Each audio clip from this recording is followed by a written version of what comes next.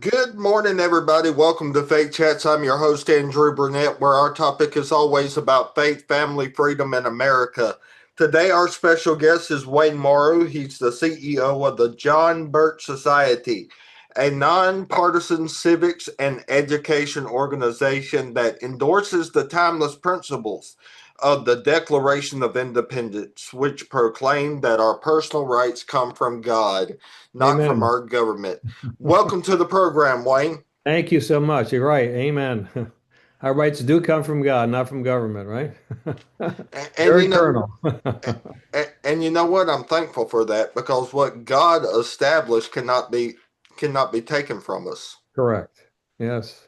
Yeah, exactly right. Unfortunately, there are agencies and governments who want to oppose that thought, right? All day long for many years now.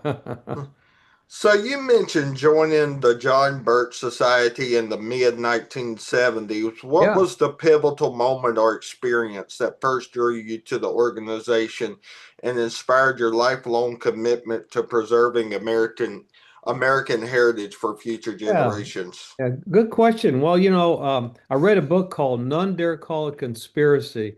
You can find that online, there's other books since then. I was handed that back in the late 70s and I read it and I knew something was really going wrong with our political scene. That was Vietnam War, and I read the book and I said, this helped me connect the dots. This isn't all by accident.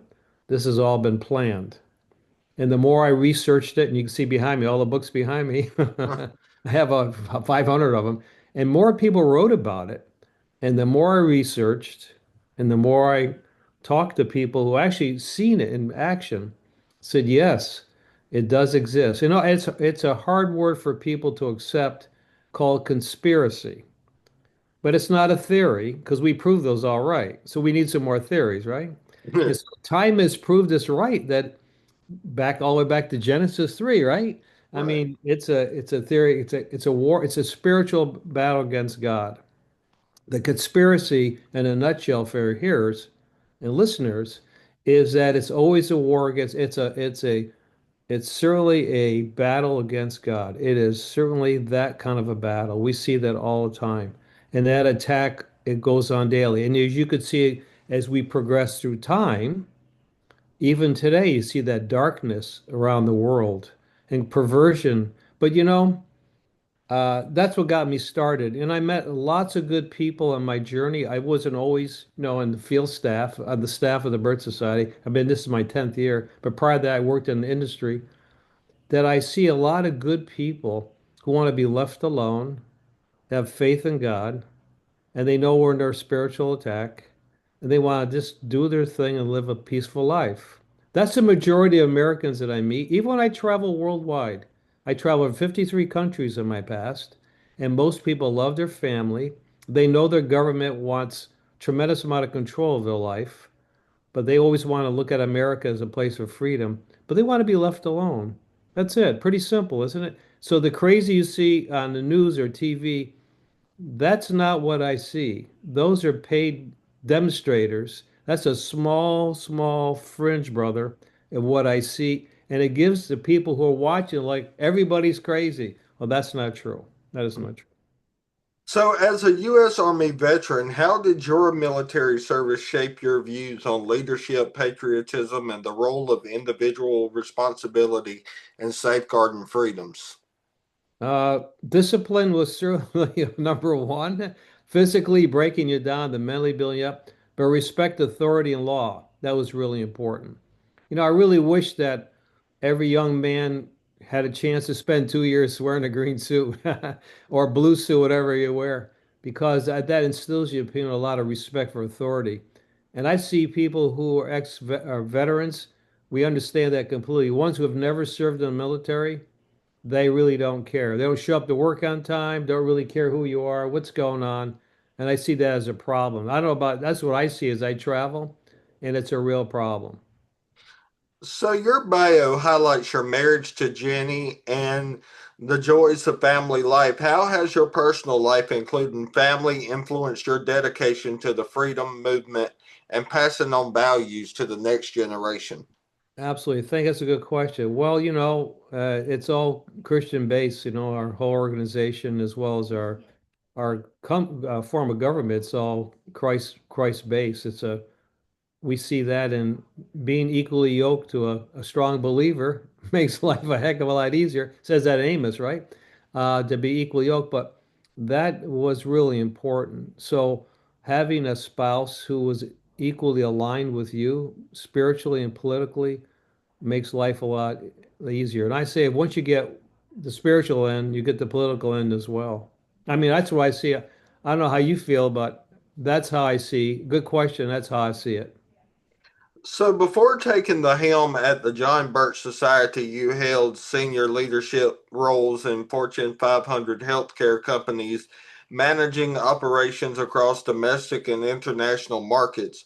Yes, What sir. key lessons from those experiences in scaling operations globally have you applied to building effective movements for freedom? Listen. Listen more, talk less.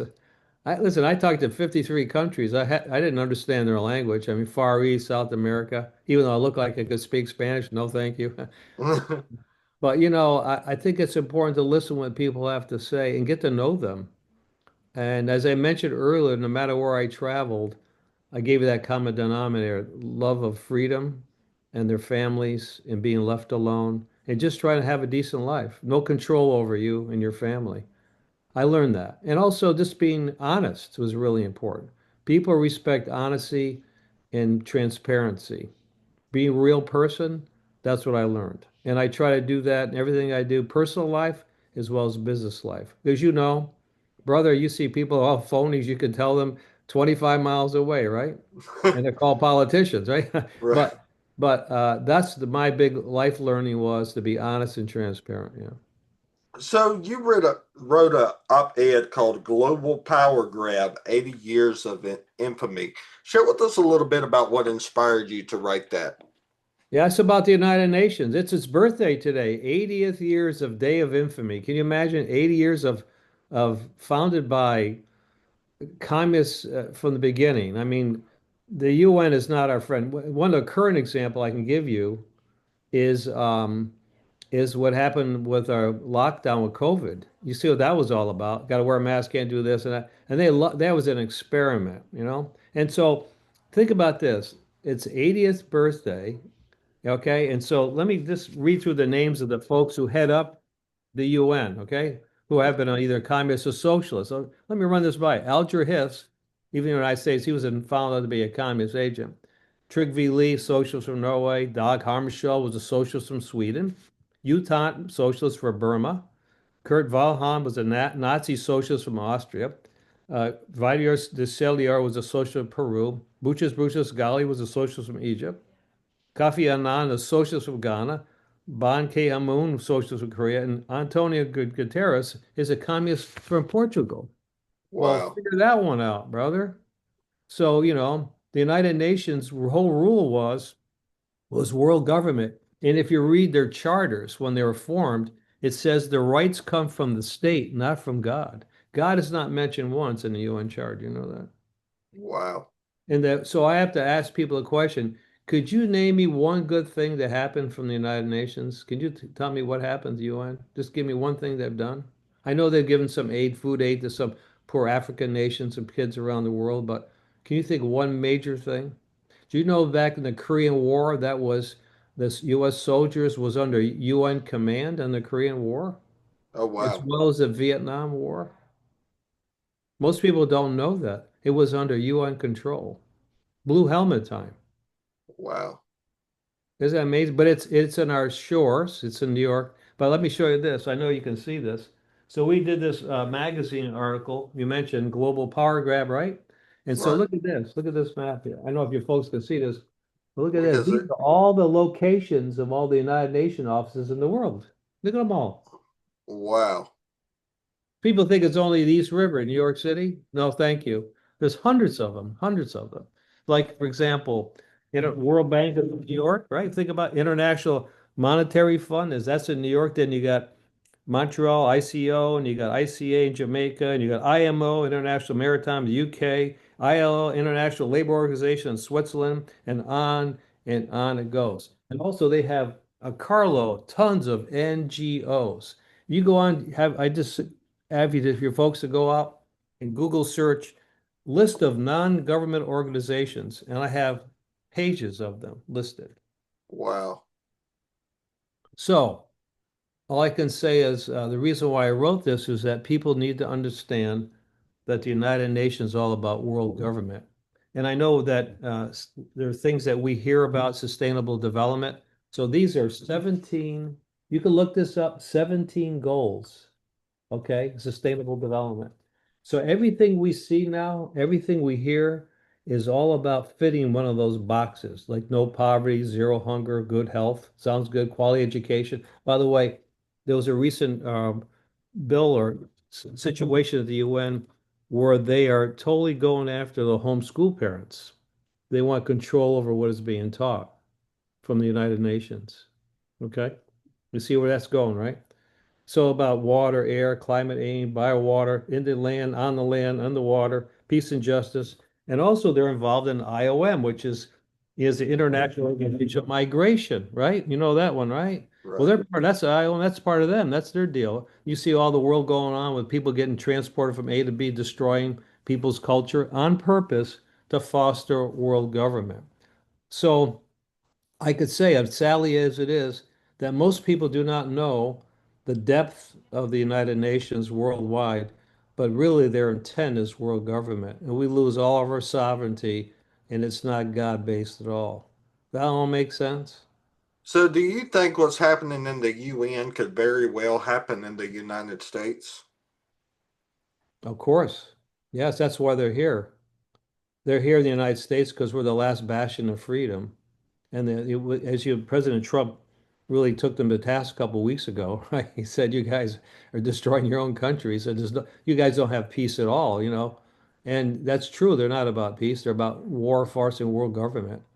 But yes, that's a dangerous thing. Our job has been, and good thing there's a piece of legislation now. There's a couple of bills in the House. I'll get it here in a sec. It's called HR 1498 by Chip Roy, good guy from Texas. It's called the Defund Act, DUNF, and it stands for Disengaging Entirely from the United Nations Debacle. And that's called HR 1498, and they have one in the Senate called S is in Sam 669. So those bills are now present for the Congress to vote on to get us out of the United Nations. It's been going on for the last, maybe this various bills throughout the year for the last 20 years. So the Bird Society, you learn more about the UN on jbs.org, but we've been trying to get people out of the United Nations and wake them up since 1963 because we Wow. knew how bad it was. And so here we are through many years later, and we see it all panning out that way. So, you mentioned people in your article like Al Capone, El Chapo, and Yeah, I did. the murderous drug lord. Share with us why those examples stood Oh, of out to course. you. That was good. Good question. So I look at it this way. Well, people said, well, these things have done something pretty good. Well, they have. Al Capone, he actually funded some soup kitchen, but he's still a criminal, right? Right. And Paz did the same thing. He helped some poor kids, but but he was a murderous drug lord. He built schools and hospitals in Mexico, but he never changed. And so, yes, the UN does things with food and aid, but in reality is that's about all they ever did. And they always still were criminals. The one I gave you about, Al Capone was still he funded soup kitchens, he was still a bad guy. So you see that a little bit of good thing, oh, he's not a bad guy. When people really do their homework, and I encourage your listeners to do that, you should look at the UN and see what they're up to. And we have this book, we have lots of books. We have one in particular, you can see it on our website called the UN Exposed, see? And this Okay. book was written about, 15, 20 years ago, but all the information here is pretty relevant on really what the UN is about in its genesis. And the more you read about it, and by the way, if you send me later on off air your email address, I'll send you the PDF of this magazine because you ought to take a look at all the information I'm telling you about in detail, especially that map. Wow. So you spoke in your article about how the UN practices philanthropy. Will you Yep. share with us some examples of how they do that? Well, I mentioned some of those is, one of the agencies that they talk about is international, the World Health, the World Bank, for example. That's some of them. But they do get aid. We talked about to the hungry. That's part of their program. Just like I mentioned Al Capone, you mentioned him. Yeah. That's it. But the majority of their organization is taking more power from all countries. But look, the majority of those people in the United Nations, I'd say 99.9% of them are either communist or socialist dictators. So what would you expect to come out of there? That's why they're there. So, as CEO, you focused on training and reorganizing JBS field staff to become more effective educators, influencers, and motivators. Yep. Can you share a specific strategy or program you've implemented that Yeah. has had the most impact on empowering these staff members within the growing Sure freedom can. Give me movement? 1 second. Let me turn it back on you a bit. So we know the very important election coming up next year. So we have this thing called scorecards. Oh, So what wow. happens is that we take on our website, it's called thefreedomindex.org, the Freedom Index, and we have all of the all of the voting records, and I make them in colors, Yeah, of various legislators, state as well as federal, and how they voted for or against the Constitution. right. So then our coordinators in the United States is they go out and teach people not only the Constitution, because the pity is very few Americans have read the Constitution, and they really zero people read their state constitution. So then what basis do you actually put people on for legislators? On what basis? So now it becomes a Valentine's card, right? Think Yeah. about it. So once you know how they vote, then you can visit them or their staffers and say, why did you vote against the constitutional principles of the United States? So this is what we teach people to do.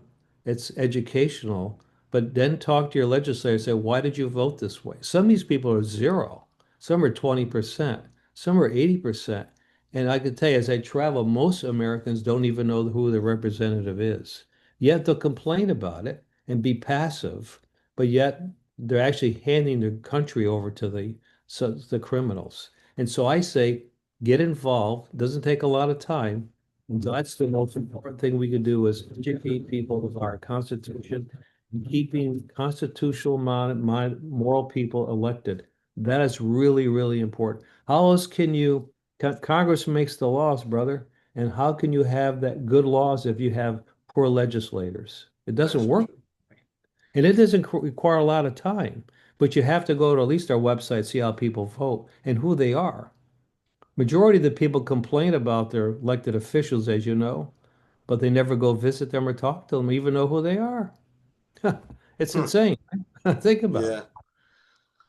So the JBS operates both in the United States and beyond. How do you adapt your training approaches to address the unique cultural and political landscapes in international context while staying true to core American heritage principles? Right. Well, that's a good question. And so we're actually have our magazine. We have it in Europe now. And most of the people you read about in France or Germany and the UK, we're watching them being destroyed by the United Nations, okay, as we talked about. And they love freedom. I mean, we talked about that. They want to be left alone. And they really look upon the United States as the place to be. And they know that we have a constitution. They have various forms of government, but not like the United States. But they really need to understand what goes on in the world. So in Europe, for example, there's only two news sources that they get pumped in their brains, CNN and the New York Times. What do you think about that? Can you imagine how warped it is? It's such tilted so the wrong way. So our job is to expose them, as we're talking here today, as really what's going on in the world and who's really slicing the melons. And once they know this, they say, "We never knew this." Like the United Nation match I sent you, the Europeans would have no idea the depth of the United Nations, and yet it's being destroyed. Their country with immigration. they're being destroyed. I'm sure you read about that and see that on YouTube, right? And any of those social media accounts are being destroyed piece by piece, but they don't realize it's a plan on purpose. But we expose them, and now French and the UK guys are rising up, the patriots, as you can see, and they don't want to have world government. They don't want their culture destroyed. That's what's going on. It's all about awareness. They have no idea.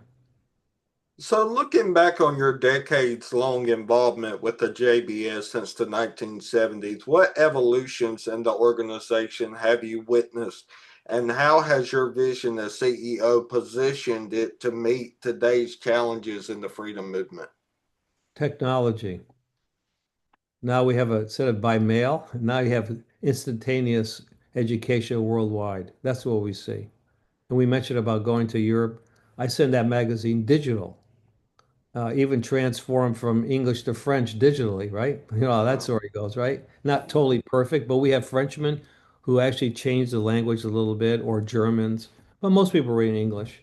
But that's really the beauty as we've gone through time is using technology. It's just like, good and bad technology, as you well know, right? We use it for good to disperse information worldwide and educate people worldwide in a hurry because they need to know that. It's including South America, not only Europe, and the Far East, because we have members all over the world. Yeah. So, drawing from your healthcare and startup expertise, how do you see parallels between business innovation and the growing freedom movement? For instance, in terms of building resilient networks or fostering grassroots organization. Yeah. Well, our the Birch Society is formed by independent volunteer organizations around the United States. Like, for example, you could have a small chapter in your living room teaching people about the Constitution and get them involved, as I talk about on the voting piece. See, it's all grassroots. And Right. we're a non-for-profit organization. Our job is to get Americans motivated to secure and protect their God-given rights. It's that, and unfortunately, we see a lot of complacency because President Trump isn't now the president, and they think we're all good now. The answer is no, we're not all good now. He's only going to be here for a short period of time, and then what? Then we go back to the last administration we had, as you recall, the Biden Mhm. Obama world is Mhm. because people want to sleep. So all I could say is that we have an election coming up in November of next year. Act like you lost. You got to stay involved in the process. The left, as you will know, and I know the name of your podcast, we know it's a spiritual battle. They don't give up. They don't stop. But and as we won, we're good. See, no way. You got to work all the time. These folks do not, they're relentless. They do not stop at it. So that's my goal is to keep being vigilant. That's the key. So, if you could offer one piece of advice to young leaders inspired by the JBS's mission based on your journey from military service to corporate executive, like we talked about, to CEO, what would it be? Stay educated, stay involved, and pray a lot. We got to stay involved. You got to be educated, but you have to stay involved and encourage other people of like mind to get involved. You cannot be passive. That's the key. You have to be an active participant to save your country because we have no place to go. This is the last stop for freedom in the world. And I've been all over. Believe me, it's the last stop of freedom. It's the last stop. So, what are your hopes for the next decade of the John Birch Society, particularly in terms of expanding its influence as an educator and motivator on a global scale? Yeah, well, we're seeing some good opportunities in Europe right now, as we mentioned about that. We have a moral responsibility to tell them what's going on. We have to do that. South America is one as well. And getting people educated in the United States, as I mentioned, get them sustained to go and educate and protect our God-given rights. That is where I see the next 10 years. We have a 250th anniversary coming up next year, and I hope we have another 250th anniversary for our families and our kids and our grandkids. Our goal is to preserve that. The responsibility is upon us, no other. All we do is give education and make things happen. That's really important. The rest of it's up to us and you. And you have to do that yourself. I know you do that with your program, but people have to stay involved. That's it. You cannot take a vacation and we're good? The answer is no. You have to be vigilant in our battle. So, say our listeners and viewers want to get more involved in JBS to close out the interview, how can they do so? Well, there's a couple websites. It's called the jbs.org. Okay. You can get there. You can see all information about free education about the Constitution, the Bill of Rights. The New American.org is that's the New American. You can find the magazine we have once a month. You can see that. That's every month. We have a school, by the way, called the Freedom Project Academy. It goes from kindergarten to high school. It's online. And so we try to encourage people to get out of the public school because that place is teaching, they're brainwashing our kids. The socialism is good, Americanism is bad.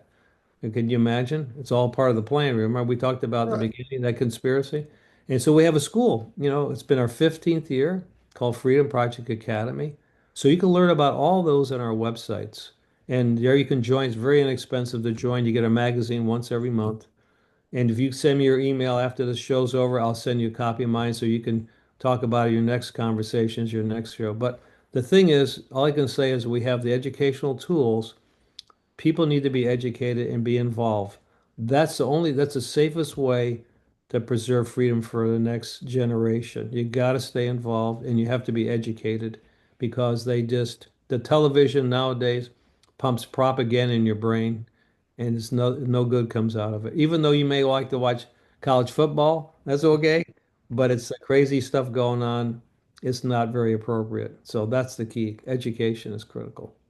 Well, Wayne, thank you so much for your time. God bless you, and I pray many blessings upon JBS. And thank you for the opportunity. I hope I present the organization well, and I'll send you that information so I can open your eyes on the depth and nastiness of the UN. It's an organization we got to get us out. I hope that's going to work. Amen. Amen. Thank you. Have a great day. Thank you so much. I appreciate it.